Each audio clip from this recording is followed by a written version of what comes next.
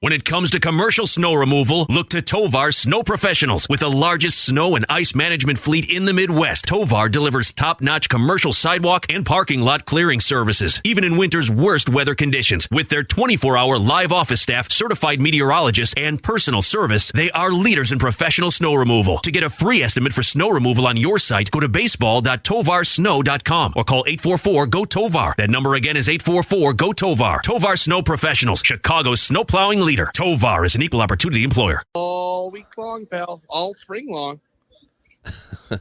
Marty, you're down there. You ready to rock and roll? You are a virgin. Let's let everybody know. Oh, you're not a virgin. You were at the old Ho Ho Cam Park back about 15 years ago. Wait, correct? Marty's a virgin? Yeah, I've been to 2 Reborn. years.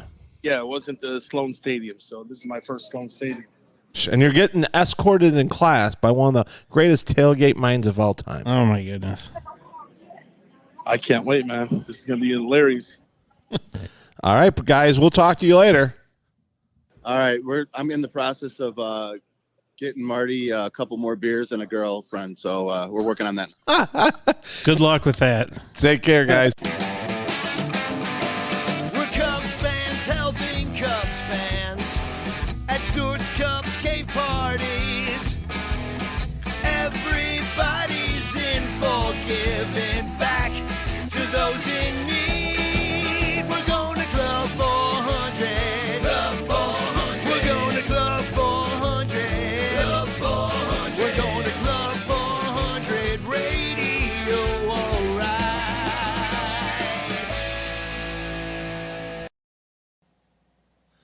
And the Club 400 podcast is on the air. On the air. Hey, man, I don't know about you, but did you just see so many awesome pictures in the last week, William, about all these Club 400 evaded Mesa, It's Arizona. crazy. And you weren't even down there. I know. The leader of the band, not even there. That's great. I'll tell you what, I wish I was down there. I really wish do. I was there, Looked like too. a blast. I was living vicariously through the photos and the videos. I got a few late night calls. Yeah, so did I. But now it's time. We're a couple new people are moving in. We got the Flanagans headed down the first time ever to Mesa, Nice. Arizona, and our rookie. We got major rookies. Marty, the Salsa King of Chicago, is going down there. Going down there. He's Wow. actually my roommate. Oh boy. Well, me, Lisa, and Lauren's roommate, and Okay. JP's. We're staying at JP's house, and Marty's getting the other room. Marty's already down there. right Marty's getting the second room then, so he's not in the same room with you and Lauren. now. Oh no, okay, it's good. me, Lisa, and Lauren. Anyways, I know how that goes. I want to start out real quick. We got a big show tonight. We got two guests. We have Tim Sheridan, the PA announcer of Love Sloan him. Park. He's the greatest. And we have Mike Berry. He is the founder of Steve's Dream. We'll talk about that in a little bit. But right now, we got to push some stuff. Tickets are kind of moving. What's another word for slow, but not slow? Like briskly? No, briskly makes it seem like it's fast. Well, okay, it's not briskly then. Like at a snail's pace. Well, yeah, yeah, exactly. Like Slow. Justin Steele.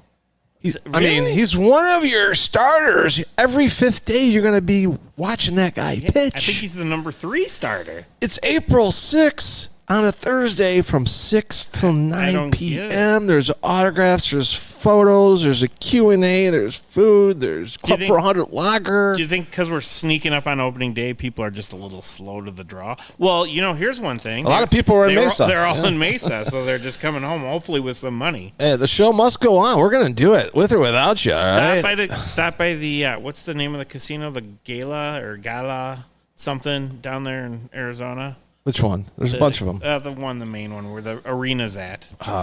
That's in, I don't know. I don't remember. That. Anyway, stop by the casino on your way home, put $100 on red, and then buy a ticket. $130. That's $125 plus $5 service fee. Plus, so you'll have $70 to buy some merch. you can do the best. It's $130, and $100. Come on $100 out, bet, man. Get you $200. Get some merch. Secret. It's Good Friday. The next day, a lot of us are going to go to the game. So it's a doubleheader, man. It's Thursday night at Club 400. It's a doubleheader. Friday. Do you need an Uber ride? No. Okay. I might ride back with Justin. Really? Head back to the condo. There you go. That would be the plan. Nice. Be ready to rock and roll. Let's do it. Also, ticket sales moving. kind of slow too for Minnesota. Are we going to Minnesota or what? What is going on, people? I mean, I know we're what is going. going on. Maybe inflation. I don't know. People don't have money nowadays, and I get it. It's hard. Like, I mean, Maybe especially, and we're competing against all these concerts and all these. I mean, this But is we have the best charity Cubs fence fans ever. helping Cubs fans. Let's go out and whore ourselves. Make a few extra bucks. Whatever it takes. Go make some money. Money. Buy some tickets. I mean, come on. I always said that for the Minnesota trip, which is, by the way, May 12th through the 14th, we're leaving Friday morning. We're coming home Sunday evening. Going to catch 2 games, Friday night in the bleachers, Saturday right behind the Cubs dugout. We're going to have a 3-hour tailgate party, and our guy Joe Kilgallen will be there. Joey K. And he's going to do a show for us. He's going to drop the mic in Minneapolis.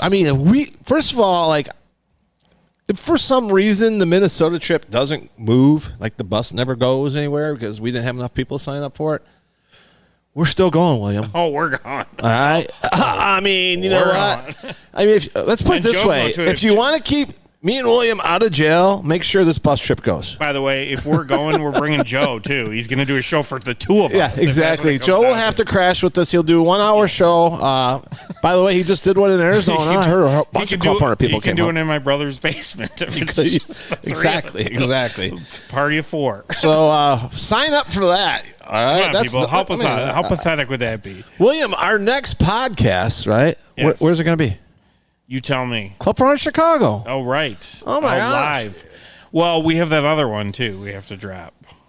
Well, we are going to drop Christopher Morel. I don't know. Why didn't you release that? It's Because we that thing's talked got about- dust on it, man. We talked about waiting till close to the season. Get everybody excited. Okay, so about we're going the to drop program. this one, and then we'll drop the Morel And then our next one after that Will be be live from April, March March 29th. March 29th, opening day. We'll do. Do we know when we're doing that? We got to do that early, right? Oh, we're going to do it the night before. The night before, Wednesday night. Okay. Yeah, we're going to do it Wednesday night, and then Thursday's opening day. We are making. I'm making this announcement now. No. We're not having a condo party that day. I want to enjoy opening day too. I don't want to be a host of nothing. Right, I hear you. So if you want to come over between 8 and 9, I might have a starter drink for you. Okay. But we plan on going to Output, obviously, and Bleacher Bum Band is playing. Bleacher Bum Band. They're playing post game there. But we're going to do some giveaways. We're going to have Club 400 Lager. I already called Eddie Gutierrez. I said, Eddie, make sure you got the Club 400 Lager there. Don't let me down, buddy. And some chicken. And I'm going wings, to bring please. over a bunch of Club 400 people, and we're going to have a blast. And maybe me and Mike. Is that before or after the game? That's going to be before. We'll Okay. be before, and then after we'll let Danny do his thing. Nice. They're ready to play, man. They haven't played in a while. That place is going to be jacked up. Output, opening day. Eddie Gutierrez, Against the best Milwaukee chicken wings in Brewers. Chicago, man. Against the beloved Milwaukee Brewers from Wrigley North. They're coming down from Wrigley North. Totally. I can't wait, man. It's going to be great. It's hard to believe it's William, almost you already here. put your days off in, right? Oh, I'm Williams, off. So Williams, and I'm going to announce this for anybody who feels, frisky. You got to be really You gotta be- frisky. so for this. Thursday opening day. Well, Friday's an off day, right? So Yeah, but when I was taking time off, yeah, what am I going to just take Thursday? no, because Friday would be a mess. Yeah, I mean, we're going to probably party into the night. Probably. Yeah. So Friday, the Iowa Cubs opening day is What? happening. Yes, In Des Moines? Des Moines. Yes, We're going to Des I Moines? think we're all. Marty is driving a bunch of salsa down there. For you guys, I'm breaking news right here on this podcast, right? And I called him to make sure I could break this news, but know. Marty is now sponsoring the Iowa Cubs. What? He's one of the sponsors. Oh, my God. Salsa King of Chicago is going to be, the logo will be behind the batter for the first inning every home game at beautiful, what's the ballpark name again? I can't remember. Man, I want to say Principal Park. Carly would be mad at me. I But think it is. I think that's right. But I'll Google it here. all right. Or we'll send Anyways, our so it's pretty researchers. awesome. So we're bringing salsa down there. We're probably going to hook up with some If we friends. only knew people that were affiliated with the team, like, I don't know, like a hitting coach, Yeah, like one of the top Cubs prospects. perhaps, yeah. He might be down there. And who else? Who knows what else? But opening back-to-back opening days. I love it, William. I love it. It's never been done before. Back-to-back opening days. No. We got a big show, so we're not too much banter tonight, but we lost a good one today, William. We lost a good one. We did. Joe Pepitone passed away, and he was a Club 400 alum. That's our third alumni that passed away. Bill Buckner being the first, Dwight Smith being second, and Joe Pepitone being the third. And I met Joe Pepitone at Randy Hunley's fantasy camp, and he was he light up a room whenever he was in it. We just posted the podcast we did live from Club 400 that night. And for those of you that are lazy, we'll throw a little clip in here for Will you? right now. Okay, throw this clip in. I had good years, man, when I came with the Cubs, Ray, and you know that. I know that. We had some fun together, and that was my boy over here. He had to follow me all over the place, Randy, to make sure I get to bed on time. Randy became the biggest alcoholic by doing that. And he got lucky a few times, too. And you got to hear him making love. He said, "Give me the cricket, gooshed on it, and then boomy bop." And you're good, man. I like that. You hear it from the other room. It gets you excited. I'm sorry, guys. I'm talking free because I'm out of my state. I'm going back to Brooklyn tomorrow where I can get away with this stuff.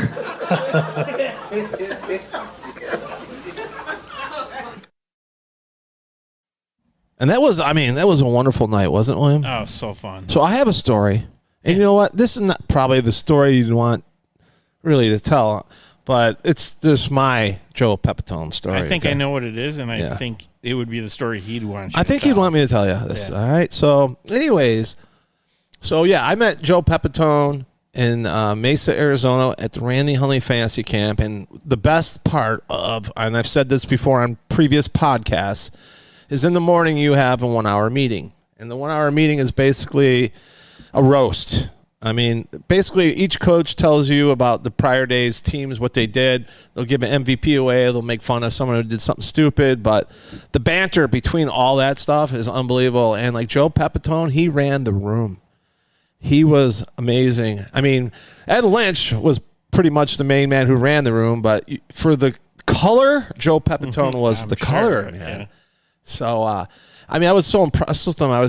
He made me laugh more than anything. And he's just, he had that New York tough guy thing going for him, but a tough guy who had, you could tell he was a little soft too. You could tell he was wanting to be tough, but you could tell like he cared about people actually liking him, So, anyways, I was happy I remember going through the booking process. When I went to Randy Hunley's fantasy guy, I got everybody's number. So I could call these guys. So I called Joe, and it took a few times to get it worked out, but he wanted to come. He really wanted to come. And he went, "What is this Club 400 thing?" And we had Randy Hunley here that night, Ray Burris, and who else was it? Bob Dernier? No, I don't No? think Bobby Dernier was here. I think it might Oh, John Maley was here. John Maley was. Okay. Yeah, so that night John brought his World Series ring. It was awesome. But the podcast features us four up there. Randy, Ray, Ray Burris. and Joe. Yeah, Yeah, and that Joe. was a good Yeah. one, yeah. Yeah, Ray was here. Our guy Ray, who is officially inked him to a lifelong deal at Club 400. I know. It's That's amazing. beautiful. That no one knows that. How do you know? You told me. Well, we didn't said it publicly. Oh, yeah. But Ray's gonna. I told Ray we're riding and dying till the end here, so we're gonna ride and die. We're gonna ride and die. I want Ray here for T-shirts. the rest of the ride whole. and die, Ray Burris. So yeah. Anyways, so that evening, one of the things that we always do at Club 400 is upstairs. There's I have a 4-bedroom house. So one of the bedrooms it used to be my mom's bedroom, but Kathy Woodley, she decorated that. She painted it real nice, and we put a bunch of Cub stuff in there, and we use it as like the staging room. Like when a player comes and they want to put their coat somewhere, or if we used to have a fridge in there, we used to have a microwave, we used to have it all, but put bottles in there for them on the way home or whatever. And so we'd bring the player up there to sign the wall, and if they want to put their coats up there, everyone else. So that I kind of played a practical joke on Mom, William. I don't know if a lot of people know this, but I think it was in the early 60s. Joe Pepitone did. I think it was the 70s. Was it? Yeah. I wonder if you can look that up real quick, William. I will. Hey, do some research while I'm talking, will you? Do something over there. I mean, he's not even drinking right now. While you're talking. He's not even drinking water. So anyways, he was in a magazine called The Foxy Lady. And that was the equivalent of a Playgirl pretty much at the time. I don't know how long The Foxy Lady was around. I never even heard of the magazine. But then again, why would I, right, William? So anyways, I went on eBay, and sure enough. By the way, it was done by Playgirl. It was? Yeah. Interesting. Affiliated. So it was like the Penthouse. 1975. It was the Penthouse version. 1975. I was born in 73. So I ended up ordering, and I ended up buying the Foxy Lady magazine on eBay, and I had it shipped out to I think I paid like $20 for it or something before the party. And I perused that thing, and I kind of wish I didn't. But Joe was actually the centerfold in that particular. Interesting. Yeah. And he was pretty much letting it all hang out, I would say. So I ended up nonchalantly tagging the page, right? And then I put it upstairs on the counter next to the bed. So we had my mom go up there with Randy Hundley, Joe Pepitone. I think Ray Burst was in the room, and I think that was it. But I said, hey, Mom, when you go upstairs, after Pepitone signs the wall, there's a magazine up there. Flip it where I tagged it and have him sign it. So I should have my mom on for this one. She should be the one telling this story. Yeah, I mean. It's amazing she still calls herself your mom after that. We should have her on. I don't think my mom's ever been on the podcast. She's avoided it like the plague. So anyways, she grabs the magazine, hands it to Joe with a Sharpie, and he knows right where the page is at. He said, sign this thing. Signs it right on the schlong. My mom doesn't know it's a Penthouse guy magazine. Foxy Lady. Oh, my gosh. We got my mom practical jokes, super. I mean, different shade of red. The laughs were because I walked in at some point and everybody's, Randy and Joe are good friends. They go back a long ways. Yep. And it was just a classic moment between 4 or 5 people. Mm-hmm. Just a lot of laughs. The whole night was a lot of laughs. And check out our podcast. And the fun didn't stop there. He just kept going after that. Oh, he was great. I remember yelling in the podcast, "Give me another vodka!" The guy straight. He drank straight vodka. Yeah.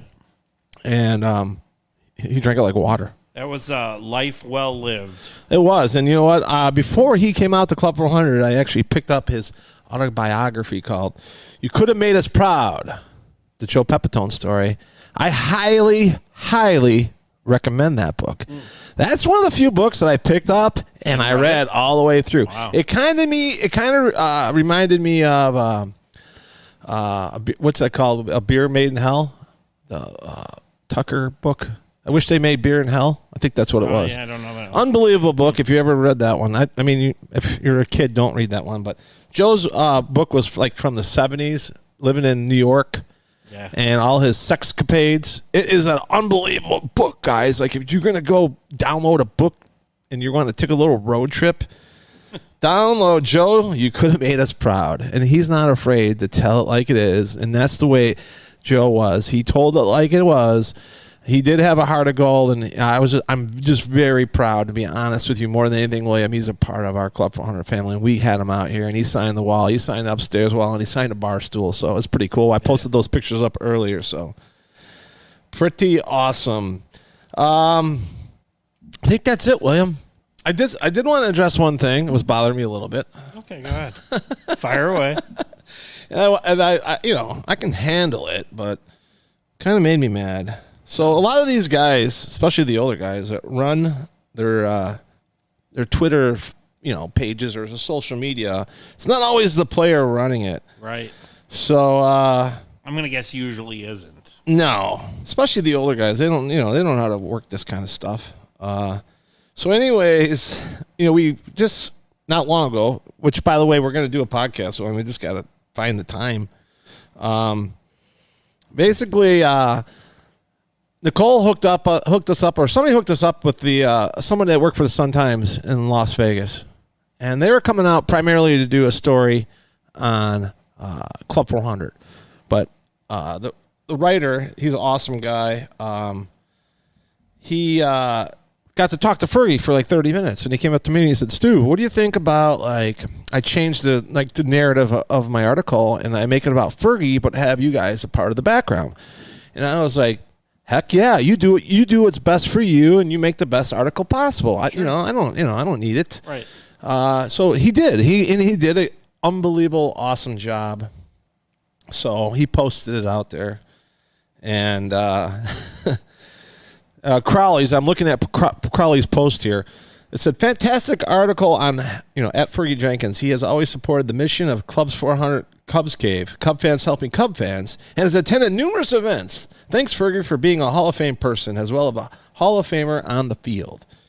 So Fergie's social media guy, Brad. I won't say anything. I won't say anything negative, but this is what he wrote for Fergie. "Appreciate the kind words. This was a paid appearance, and I do not know much about the charity or mission, but I wish them the best. I'm telling you what, right now, William, if I'm the social media person for Fergie Jenkins, I'm firing that dude, Brad. You'd be long gone, man. I mean, are you kidding me? Fergie's been here 2 to 3 times. He's a friend of mine. He's a literally friend of mine. And you're going to go make him look bad and me look bad and also the Sun-Times writer? This is ridiculous. And I just want to call it. Sometimes what you see is not what you get. That was not Fergie. Fergie is definitely, and let me tell you something, William. I love Fergie Jenkins. There's no one I love more than Fergie Jenkins. Fergie Jenkins is one of the nicest gentlemen that's ever stepped in this place. And I just hate to see him being misrepresented by someone who doesn't even have a clue about who he is or what he's done in the past. I mean, he's been here twice. He's helped us raise a lot of money. We love Fergie, but hopefully, I'll see Fergie in Mesa, and I'm going to show him that because that was ridiculous, and I was not happy about that. I think that was the best Stu McVicker rant since the old days at the Hilton Towers? Yeah, yes. We never played my rant. I know. We need to do that. And you know what, guys? I was thinking about this. We're gonna go on to the rest. Do we have that recorded? Oh, I have it recorded. I'll send you the MP3. Oh, you do? Yeah. Oh, yeah. Yeah. Oh. Well, and you guys, should we put that in right now? I mean, if you have the MP3, okay, I'm going to throw that one. And here's the rant. Me at the Cubs convention the year after the Cubs won the World Series. I mean, the Sox won the World Series, all right? Not the Cubs. That was 2006. So this would have been 2007 Cubs convention. I understand the only microphone in Chicago, so this is exclusive. Here's a Cubs fan starting the ball rolling. Got a few comments. A few friendly comments here to Dusty Baker and Jim Hendry. I'm telling you, Cubs fans are here myself the way it is. When 2005 ended, the White Sox were world champions. I was sick. My stomach. Getting calls from White Sox fans at 11 o'clock, 12 o'clock at night. Losing sleep. I could just see Kenny and I was sitting there smoking cigars with their feet up on the high chair and laughing at them. Laughing at you guys. Laughing at the north side. I said to myself, the only thing that gives me hope is the organization is going to go out there and make the necessary moves to make us a real contender for the 2006 season. So I waited. And I waited. And I waited a little bit longer.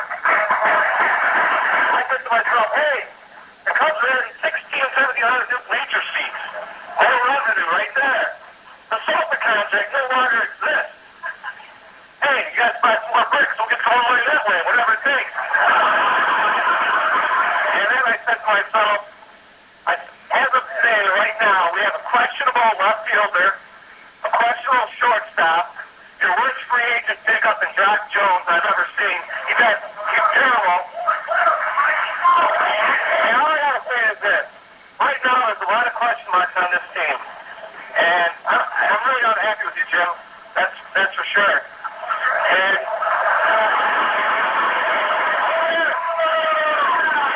it could turn out to be a hero if you make a few more moves. But I'm saying right now, I need you to justify the payroll right now, because the payroll's probably at about $75 million, whereas, White Sox are about $95 million. I just don't know where the money's going, and I think that we need to pick up a couple more players to really make us off some contenders. I want you guys to do it, but right now I'm just not a happy Cubs fan. Stop the tape. Now, before we hear Jim Hendry's response, I want to say that Cubs fan was terrific. To stand in a microphone in a crowded... Hey there, that's it. All right, let me see if I got it for you.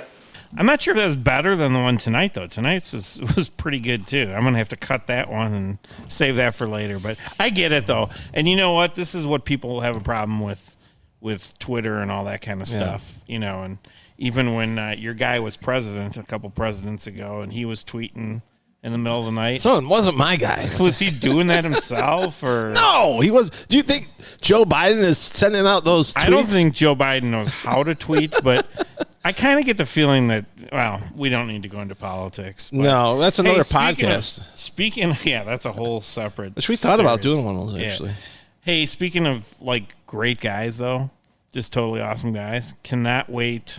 I'm going to let you introduce our next guest, but cannot wait to talk to him yet again. We did do a podcast with him early, and William, I want to introduce you to a friend of Club 400. He's part of the family, man. reintroduce. Yeah, and he was on a podcast a couple of years ago before COVID, And I we've believe. also met at spring training. He is the PA announcer in Mesa, Arizona for all the Voice. games at Sloan Park. The voice of Sloan, man. The voice of your Chicago Cubs. Tim Sheridan. Tim, what is going on, my brother?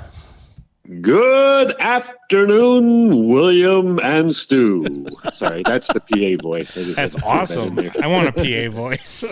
I'll have to work on that. Hey, Well, you know, when you start when you're 20 years old out of a class, you know, college class, and they just throw you in there, you have to like sink or swim. And basically, I just thought of all the old PA guys that I'd heard, and I had to be like this authoritative voice because my speaking voice isn't, you know, like super deep or anything like that. And so I was like, I'm going to do it this way. So that's like my PA persona. It's like a separate voice that I use. So who are you inspired by from a PA perspective? Well, I've kind of become a little bit of a PA historian, if you will, just nice. because of finding out, you know, the interesting stories. A lot of people don't know about the Pat Pipers of the world, who, you know, of course, was like almost 60 years as a PA announcer at Wrigley Field, and even was like a peanut vendor before that.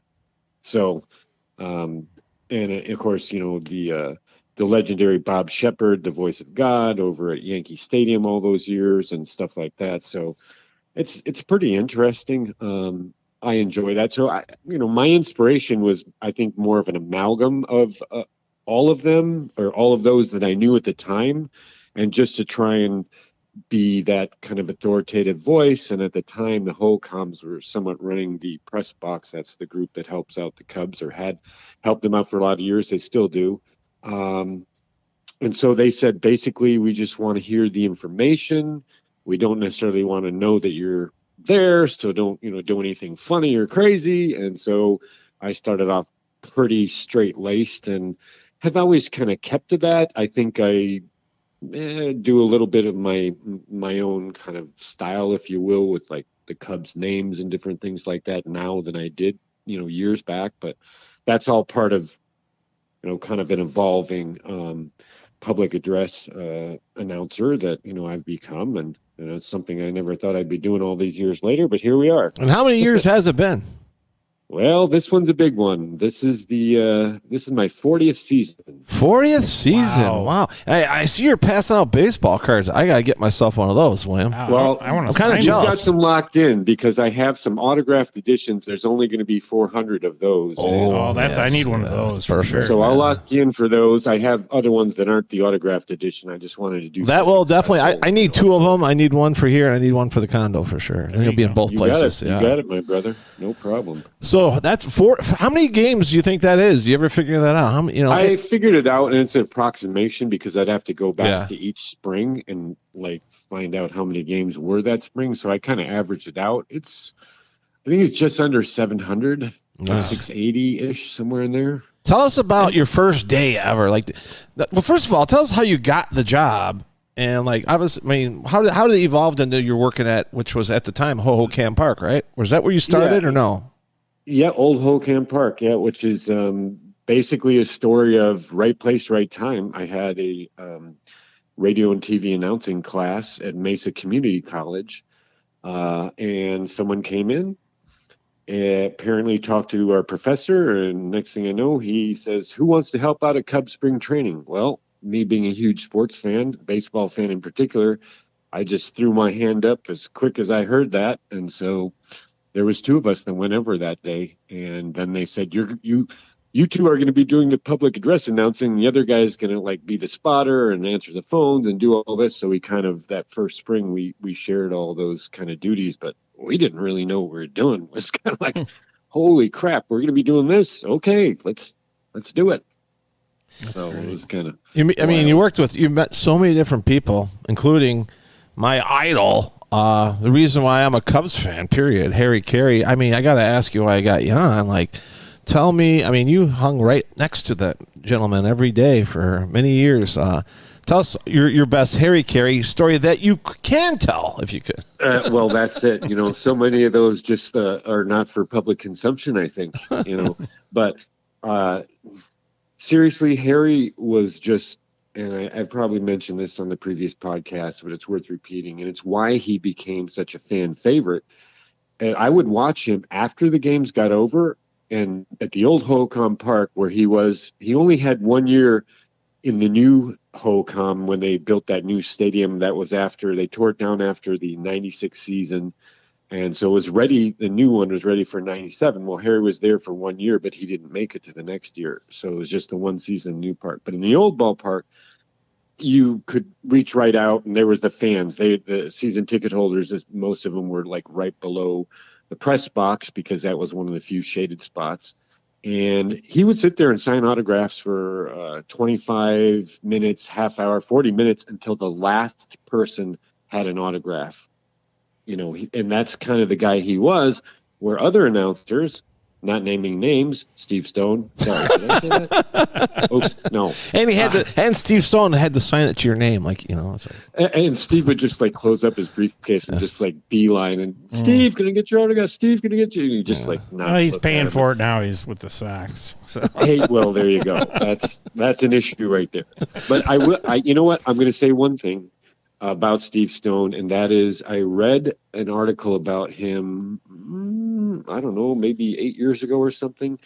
And this article talked about him having an epiphany and realizing he wasn't like really being a nice person to a lot of people and that he was changing his life. So if that's the case, more power to him. That people can grow and change. I would love to get him out here at some point, Club 400. I would. Because, I mean, I had so many, that's when I felt and everything. I mean, he's a Cy Young Award pitcher, for Christ's sake. So you got that going for you beyond the announcing. So. Yeah. I mean, but back to Harry, that was it. He just was a people person.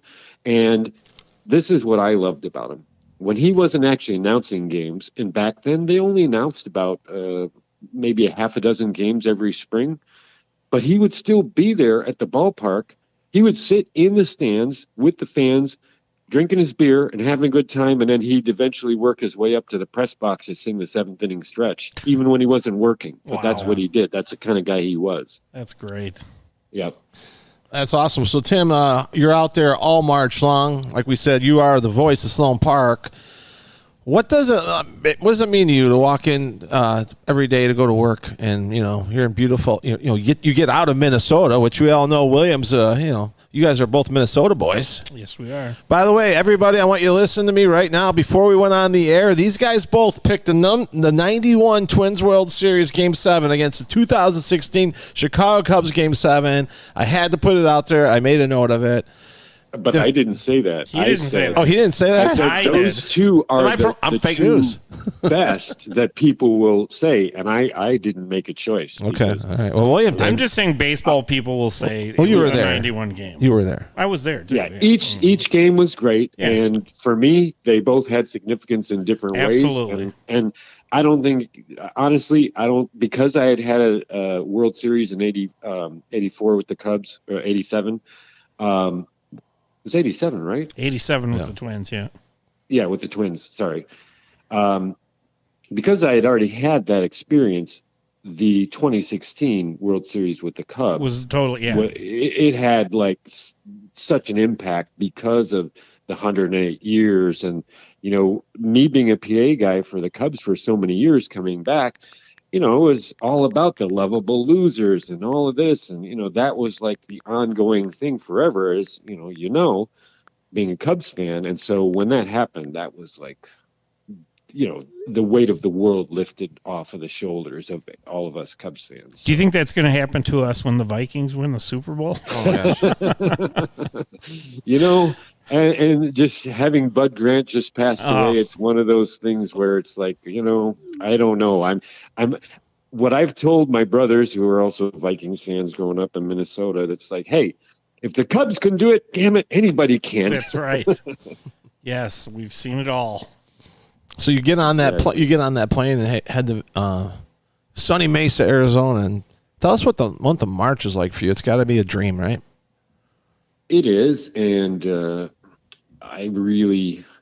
it's like a gig that I hadn't expected to be doing all these years later, but yet it's become like this really significant portion of my life, in terms of I build my spring around it about being able to be here and announce the games. They asked if I would come down and do MLB had a Desert Invitational college baseball tournament that was the week before spring training started. So I came down and I thought, what a great way to warm up for spring training, kind of get in the groove by doing these college games before the Cubs start the week later. So I announced 6 college games in 4 days. So that was some serious baseball over the weekend.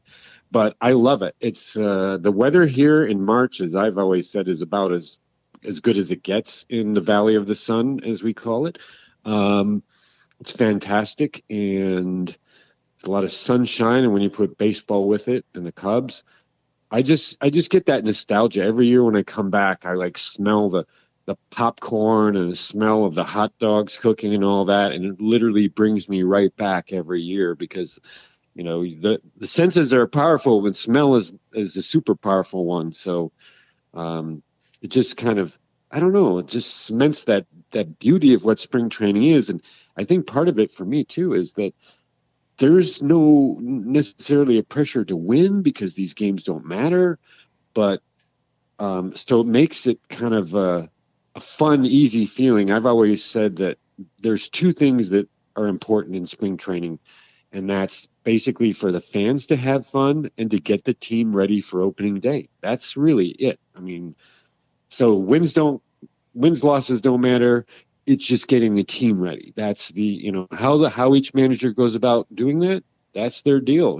Joe Madden, he did a lot of crazy shit back in the day in 2016. I mean, some of the wildest stunts were that very spring, and look what happened. So you never know. Now, do you ever dream about calling a game at Wrigley one day? I know you already did.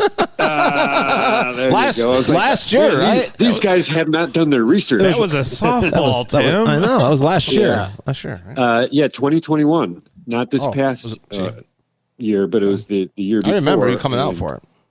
And oddly enough, they kind of they gave me kind of a window of games that I could choose from. And I was like, how about September 22nd? And they're like, yeah, that works for us. And it was the Twins playing the Cubs at Wrigley Field.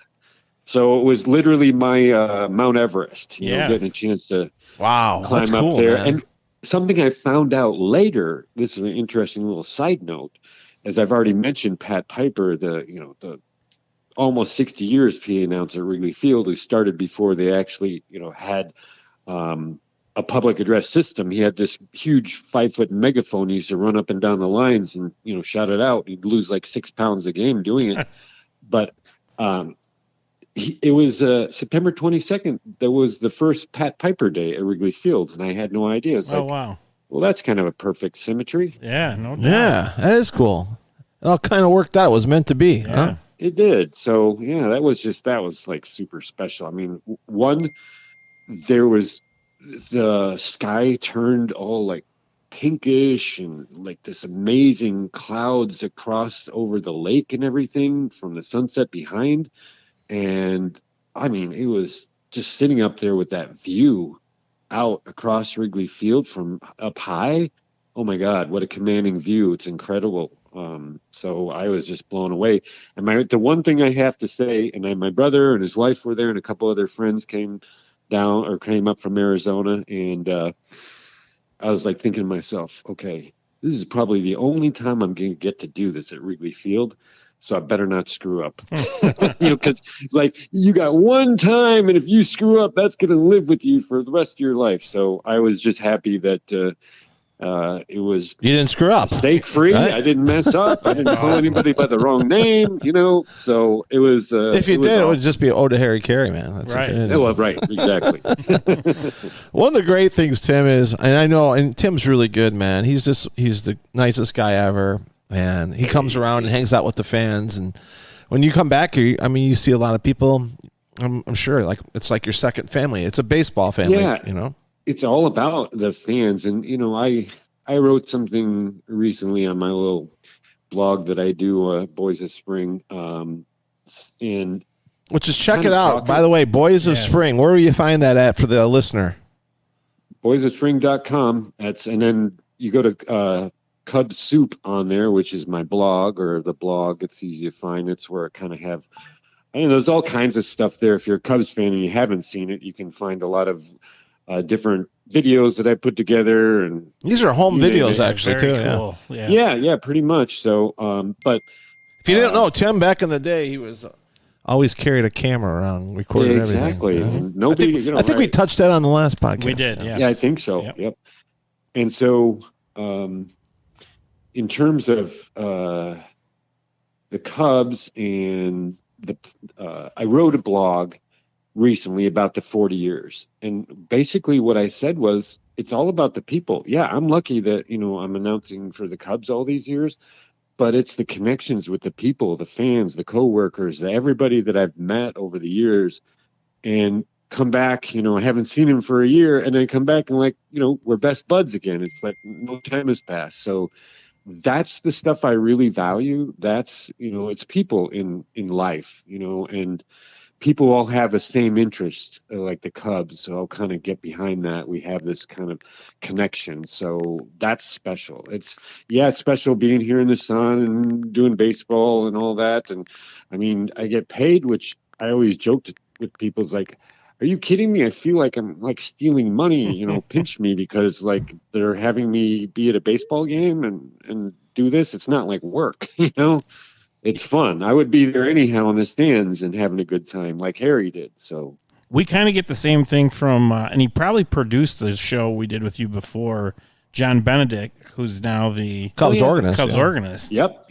He kind of says John. the same kind of thing. Like I think What he a fun wishes. gig. I think he wishes he got paid more, but I think he's he's like, they wouldn't have to pay. We shouldn't say this on the air because they probably wouldn't have to pay him. He'd still do it. He loves it. So. Yep. That's Yep, fun. I Yeah, get that. great gig. Club 400 obviously just invaded Mesa, Arizona. I saw plenty of pictures of Tim, and looking forward to seeing you this week, Tim. I'll be down Yes, there sir. Thursday, I'm Friday, looking and forward to it, Sunday. too. Yeah. So, Awesome. but yeah, Tim, real quick, as we were talking about the fans, obviously we have the Sloan tent over there with Peggy Gilmore, she's the best. She is the mayor of spring training. I think that's her new name. We'll just call her that. Call her what it is. And she is, and she deserves that title for sure, no doubt. And then right next to that tent is Steve's Dreams tent, and we're gonna bring on the founder of Steve's Dream. But first off, tell us a little bit. You wrote me a message and you told me the story. I kind of want you to just tell the fans out there what we will be doing actually this Sunday on March 19th. Combination effort. All of us are a part of it. And I mean all of us. Everybody in that little area there, we're all working together to do this.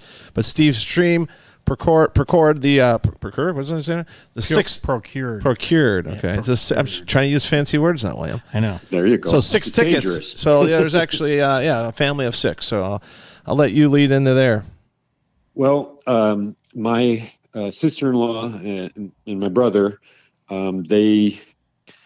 their kids were taught by this wonderful, amazing woman, and I got this information from my sister-in-law, as I didn't know them, but I didn't know the teacher. That is, this wonderful teacher.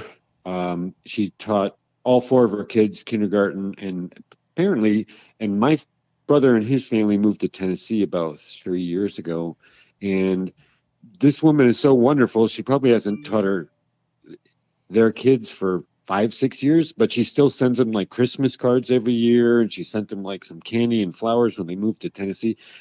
I'm just saying, a super, super dedicated teacher, who is, from what I can tell, universally loved. And so this message that came to me from my sister-in-law, because she knows I'm involved with the Cubs, is this is her whole family. This teacher, Kim Shuck is her name, is Cubs fans. I mean, dedicated, diehard Cubs fans.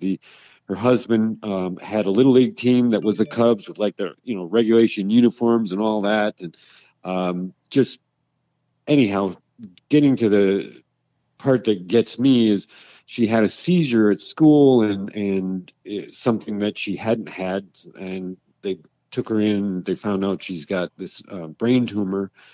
And so they operated on her and got, I guess, 99%, but there's the other 1% that they couldn't take because of where it was, and it would leave her like paralyzed and this and that. So, the sad story about it is, and I'm not, it's, kind of gets me, but this particular tumor, it's like a 3 years average life expectancy. So it's very aggressive, and it's not, if anyone's will and spirit can overcome something, this is a woman who can do it, because from all accounts I hear, and they've had her on TV here talking about this, because their students were like wanting to let the world know about this and stuff. And so I thought it was the least I could do to reach out. And of course, Club 400, I know what that's all about. So Stuart, you're the first person I wanted to reach out to, because if you knew anyone or could figure out a way we could help them out and bring them out to a game, I knew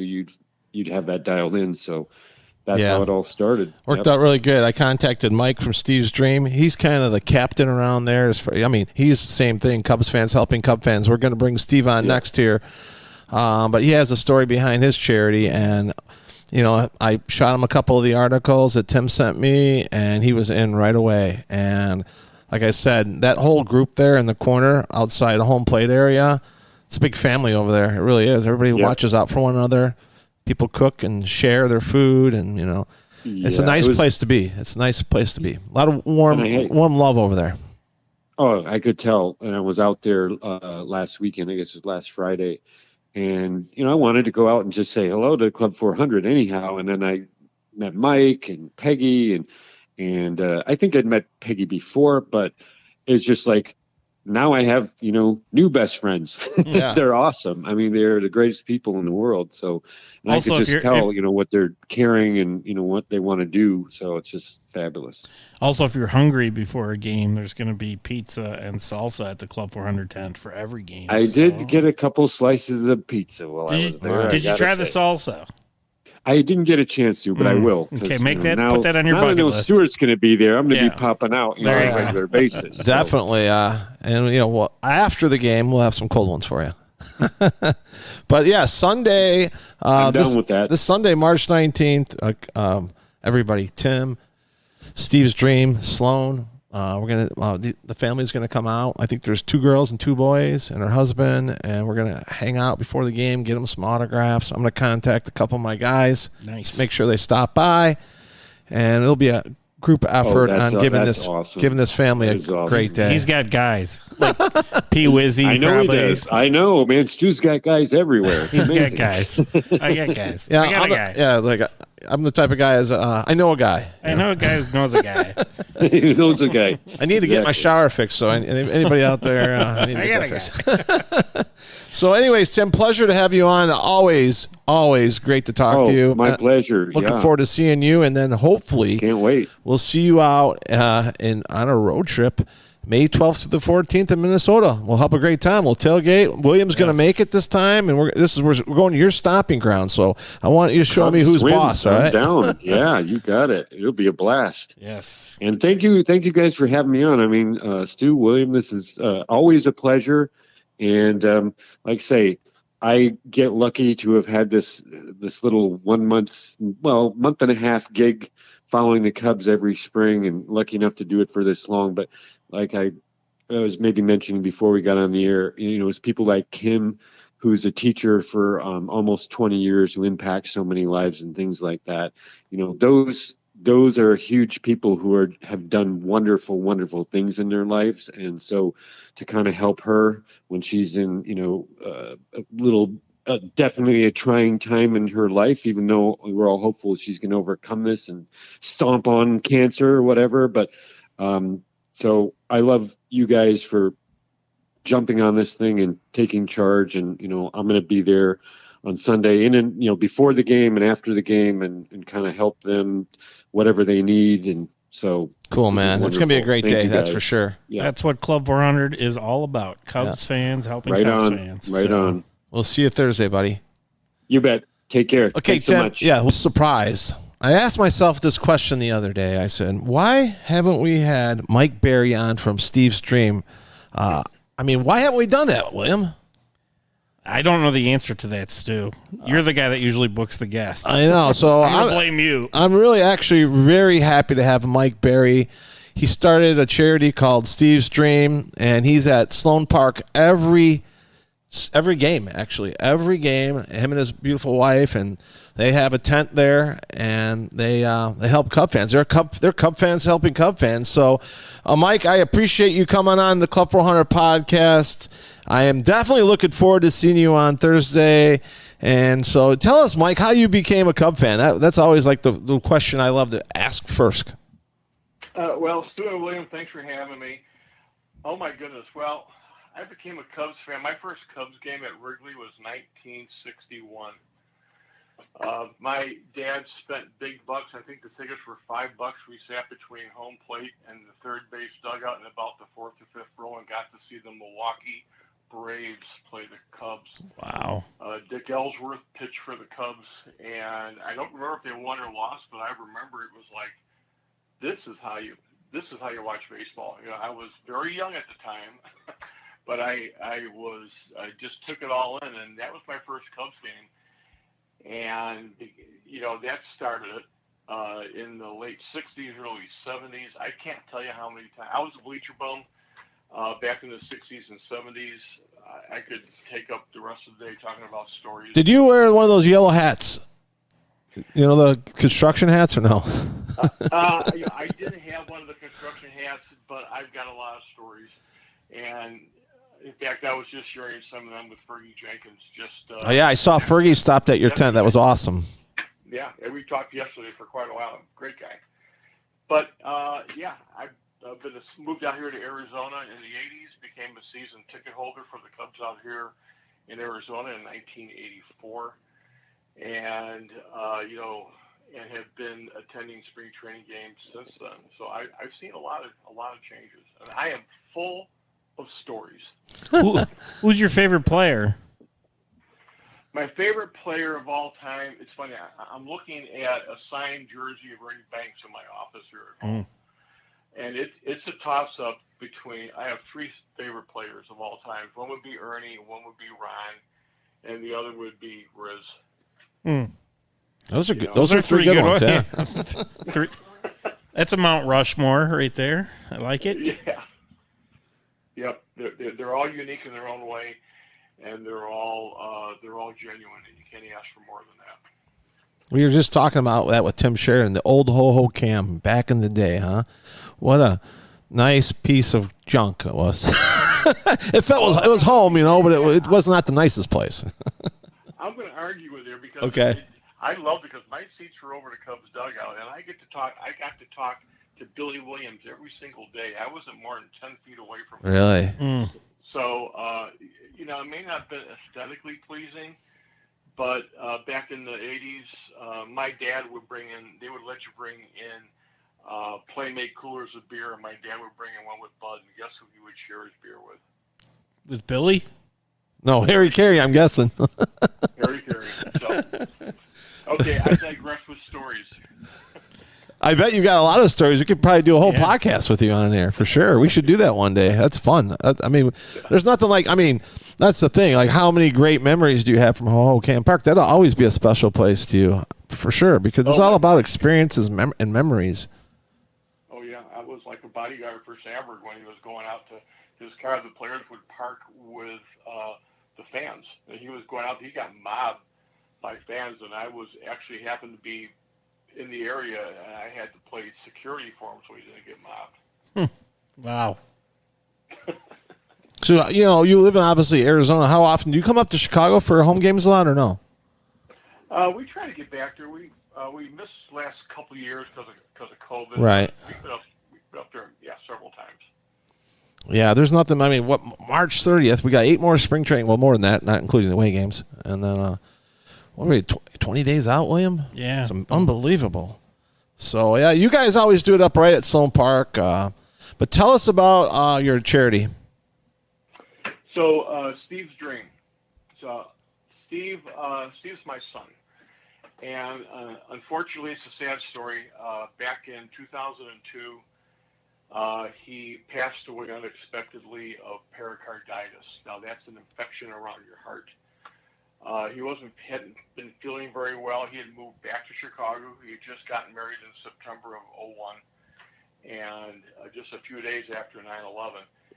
And didn't know he was sick. He kind of kept that from us a little bit, but then he passed unexpectedly.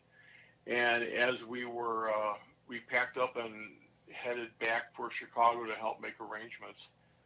And I got there, and the reality of the situation really hit me hard to the point where it just took me right to my knees. And I could hear my son say, "I'm sorry, Dad," and I said, "That's okay, Steve." And then I had something, and this is a Field of Dreams kind of moment, which was Steve's favorite movie.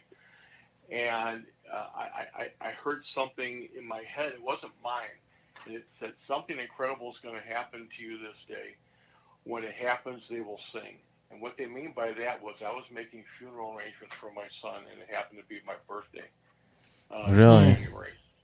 So, make a very long story short, I had a vision to donate some of my spring training tickets to other fathers and sons. I no longer had a son to watch baseball with, and I wanted other fathers and sons to share that experience.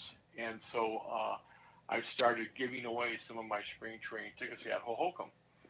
And in 2006, that was in 2002, in March of 2002. And in 2006, I became a 501c3. Since then, I now work with a lot of nonprofits in the Phoenix area.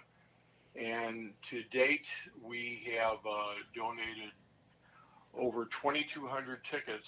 Wow. To communities, to families, lots of nonprofits.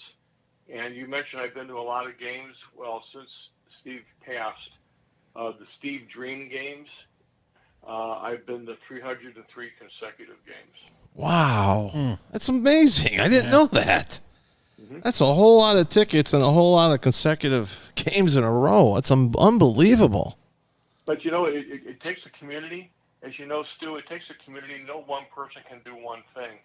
And I have to give a call out to Nancy Hunter, who was the ticket manager for the Cubs back at Hohokam. And when they moved to Sloan, I had 8 season tickets for Steve's Dream through the 501c3.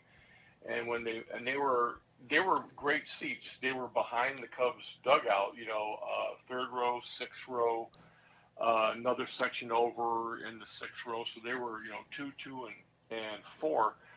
They're a little disjointed. So when we moved to Sloan, she bundled them together, and I have 8 tickets. They're piggyback. They're in rows 9 and 10, which is actually the 5th and 6th row behind the Cubs dugout in the shade on the players' tunnel. Wow. That's awesome. They have pretty sweet seats. I got to commend you. I mean, obviously losing a son is like one of the most devastating things could ever happen to a father. And the wonderful thing that you're doing is you're keeping Steve's name alive. And I'm sure he is so happy and so proud of you to do what you're doing. and all in his name. And that's an unbelievable thing. I mean, you're doing a lot of good and you're helping a lot of people, but you're also keeping your son's name alive in a very positive light. And I got to commend you because it's unbelievable. Thank you very much. And every day. Yeah, I'm sure. I'm sure he's in that tent every day too. His spirit is definitely there, and that's the great thing about you got Sloan, then you got your tent, and then you got that's everybody's over there as family. You got Ron, all those guys are unbelievable, and you guys, it's like basically, I mean, like you said, you're about roughly halfway through spring training. You're 9 games in, you got 9 left, but. Talk about the community out there and the people that you met, and not only that, but all the families that you've helped. I bet you forget about people that you've helped in the past. You can't help. No, you never forget them. You really don't. You may not remember the names, but you remember the faces. But the family out there, really, we are a tight bunch of people. And I think you've had Peggy Gilmore on your podcast. Yeah. Well, we haven't had Peggy. We're going to get her, but I know Crowley had her on her podcast the other day. Yeah. Right. So that's another long story. But the family, Peggy Gilmore runs the whole Sloan tent, and she's, we're part of Peggy's pit crew, where we, since 2015, been helping her set up the tailgates when she was there with a 12 by 12 Coleman tent and a cooler. It's kind of expanded since then. But that's say the least. A little bit. Yeah, but the family there. You mentioned Ron, a brother from another mother. Ron he really is a brother. He lost his son a few years ago to cancer. So unfortunately, we share an unfortunate bond. Love him as a brother. We've got so many other people, and JP is a part of the family. When Club 400 came out there, we all just bonded. But I tell you what, it's you can't explain it. You have to see it and experience it. And Stu knows all about that. Oh, it's one of my favorite weekends to go down there. I mean, I just want to stay there longer, but right. I can't. But Mike, you gotta move down here. Well, you know what? I got the Club 400. He can't. I'm trying to do Club 400 Arizona. If you saw his basement, he can't. There's no moving. Maybe one day when I get, the beautiful thing about Mike is he's retired. He's retired. He's a retired guy.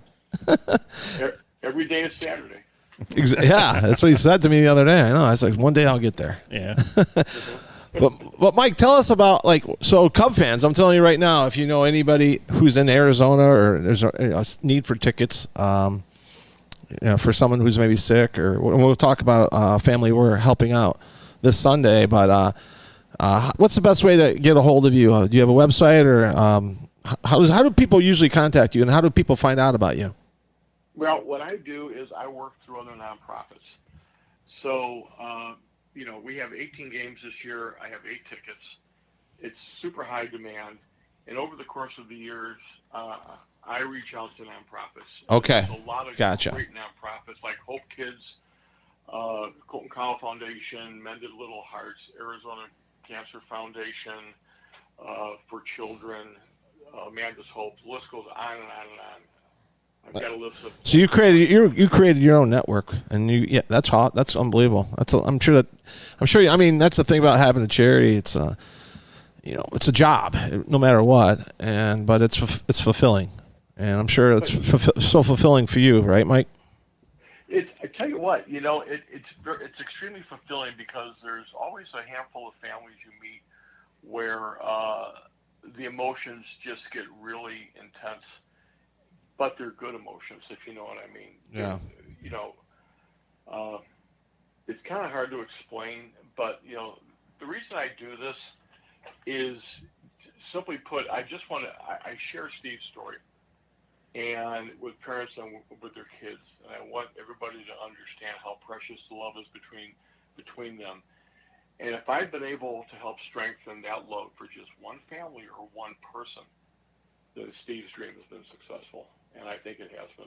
It definitely has been. You guys are doing great things and continue to do great things. And we just had on earlier Tim Sheridan, who reached out to me, who then I reached out to Mike. But And Mike is really stepping up like he always does. And we're hosting a Kim Shuck.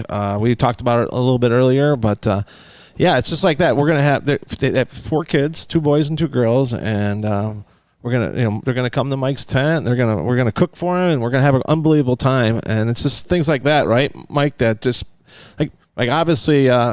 I networked to you because I consider you the Arizona's finest out there. So, and it just worked out that we were able to make this happen for this family. And like I said, teamwork, that's what it's all about.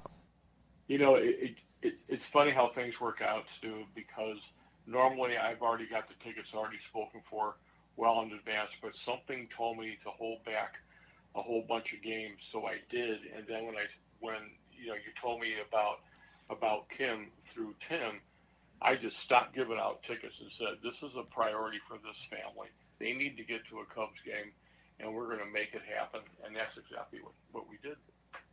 Yeah, it's awesome. Stu brings up about every other show about how it's really hard for one organization. The motto we have here, Club 400, is Cubs fans helping Cubs fans. It's really hard for one organization to do a lot.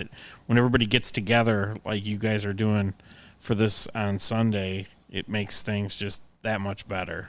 Yeah, and I mean, 501c since 2006. Yeah, 2,200 tickets, 383 consecutive games of giving, and I'm sure, like I said, enjoying it with great people around you. It's unbelievable, Mike. And you know what? I know one thing. We need to bring you back on because I want to hear some of these stories, right, William? Yeah, no doubt.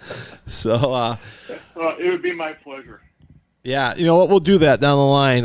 We'll do it like maybe after the season, after baseball season. But we'll have you on because we always. You know what? You have I've heard of some of them, but he's got tons of them. I mean, he's been around, sure, and you know what? That's a great thing about spring training in Mesa, Arizona is you're not going to get any kind of interaction with the players like you are going to get down there. Oh, certainly not at Wrigley. Fergie Jenkins, Hall of Famer, just walks up to right. the Steve's Dreams tent and sits there and signs autographs and talks to Mike. It's unbelievable. Yeah, that's great. Oh yeah, he had some stories I hadn't heard before. He is a great gentleman. I thanked him for signing autographs for probably hundreds of thousands of fans. Yeah. Oh, he's one of the best. He's the best. I got to ask you. I mean, I'm sure you've obtained unbelievable items throughout your going out to these games. What is like the one piece of like memorabilia that means the most to you? Oh, jeez. It's a tough one, huh? You know what? I'm sure you got a lot. It's hard to choose one, right? An autographed signed ball by my son. Oh, really? Awesome. That is awesome. I have autographed balls by a lot of players. I have a lot of memorabilia, but I have one. I coach his little league team, and he signed it. Oh, that's cool. If you don't mind me asking, how old was your son when he passed away? He was 24. 24. Okay. Yeah. And we call it Steve's dream because it was his dream to have a family, have a son, and take him to Wrigley. Unfortunately, that never happened. Well, it's bringing all these families out there. I mean, like I said, it's remarkable what you've done. And you know what? I mean, it's probably, I know what Club 400 is probably the proudest thing in my life was, because if you can change, like you said, if you can make a difference in anybody's life, and like look at all of the differences, Mike, all the lives you're affecting, and under Steve's name, I just commend you, and always looking forward to working with you, and I'm definitely looking forward to seeing you this Sunday. So this Thursday, I'll be there Thursday and Friday and Sunday, and we'll get to meet Kim Shuck and her awesome family. So thanks for coming on tonight. I appreciate you. You're very welcome, and keep doing the good work, Stu. Thanks, Mike. Making a difference, Stu. Yep. You're awesome, man. Thank you so much. Thank you. Okay. Thanks.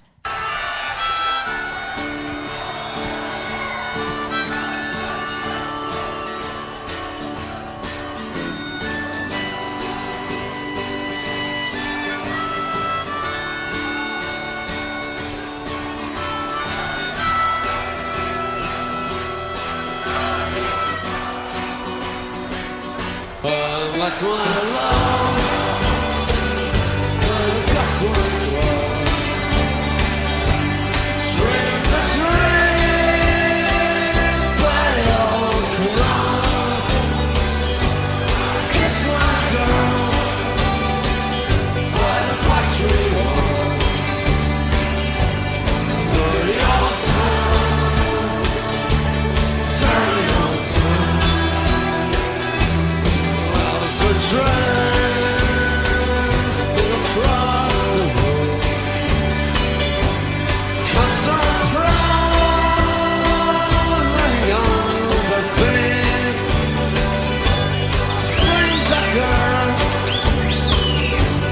strength of mine.